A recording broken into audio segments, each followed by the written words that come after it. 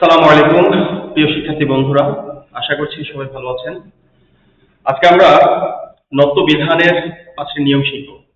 একটা টেকনিক অবলম্বন করে আমরা একটি নিয়মের মধ্য দিয়ে 5টি নিয়ম মনে রাখার চেষ্টা করব। প্রথমে আমরা ছোট করে জেনে নিই নত্ব বিধান আসলে কি। নত্ব বিধান হচ্ছে আমাদের বাংলা ভাষায় প্রচুর তৎসম শব্দ আছে। সেই তৎসম শব্দে মূর্ধন্য নয়ের যে শুদ্ধ ব্যবহার বিধি তাই হচ্ছে নত্ব বিধান। দ্যাট মিনস তৎসম শব্দে আমরা কোথায় কোথায় মূর্ধন্য ন ব্যবহার করব, কোথায় দন্ত্য ন ব্যবহার করব, সেই যে নিয়মগুলো আছে সেই নিয়মগুলি আসলে আমরা নত্ব বিধান হিসেবে জানি। এবার আসেন আমরা একটা নিয়ম, 5টা নিয়মকে একটা নিয়মের মধ্যে আমরা মনে রাখার চেষ্টা করি। এখানে আমরা একটা নিয়ম লিখে রেখেছি, যেমন এখানে আছে রি আছে, র আছে, রফলা আছে, ক্ষীয় মূর্ধন্য স।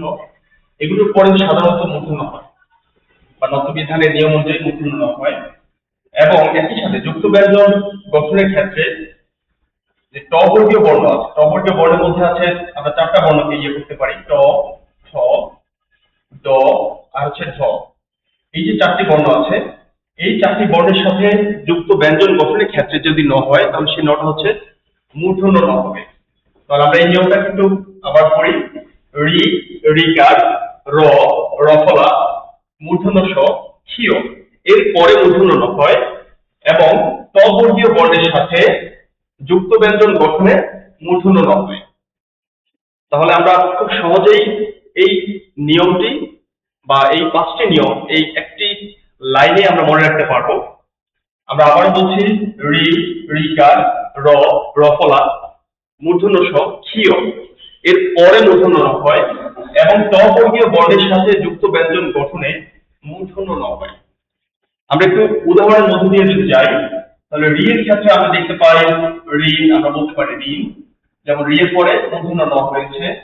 তারপর রিকারের ক্ষেত্রে আমরা বলতে পারি যেমন কৃপণ, কৃপণ, এখানে রি আছে, রিকার আছে, রিকারের পরে হচ্ছে আমাদের মূর্ধন্য যে ন এসছে সেই নটা আমাদের মূর্ধন্য ন হয়েছে।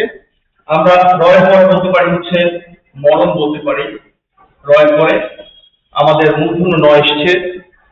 তারপর হচ্ছে আমরা মূর্ধন্য স এর ক্ষেত্রে আমরা ভীষণ বলতে পারি, ভীষণ, ভীষণ, এখানে মূর্ধন্য স আছে, তারপরে আমাদের যে ন এসছে সেই নটা হচ্ছে আমাদের মূর্ধন্য ন হবে। আমরা ক্ষীয়র ক্ষেত্রে বলতে পারি ক্ষীণ বলতে পারি, ক্ষীণ লিখতে পারি, ক্ষীয়র পরে হচ্ছে আমাদের মূর্ধন্য ন হবে। তারপর হচ্ছে ট বর্গীয় বর্ণ, ট বর্গীয় বর্ণের পরে হচ্ছে ট বর্গীয় বর্ণের সাথে আমাদের যে মূর্ধন্য ন হবে যুক্ত ব্যঞ্জন করতে তা হচ্ছে মূর্ধন্য ন হবে বা যে নটা হবে। আমরা এখানে যদি ঘন্টা লিখি, এই ঘন্টার সাথে আমরা দেখতে পাচ্ছি এখানে ট আছে, যেটা ট বর্গীয় বর্ণের প্রথম বর্ণ, এর সাথে আমাদের ন হয়েছে, সেই নটা হচ্ছে আমাদের মূর্ধন্য ন হবে। তাহলে এই একটা টেকনিক অবলম্বন করে আমরা 5টি নিয়ম খুব সহজে মনে রাখতে পারি। আমরা নিয়মটা যদি আবার একটু পড়ি, রি, রিকার, র, রফলা, মূর্ধন্য স এবং ক্ষীয়, এর পরে মূর্ধন্য ন হবে এবং ট বর্গীয় বর্ণের সাথে যুক্ত ব্যঞ্জন গঠনের সময় যে নটা হবে সেই ন হবে হচ্ছে মূর্ধন্য ন। ধন্যবাদ সবাইকে।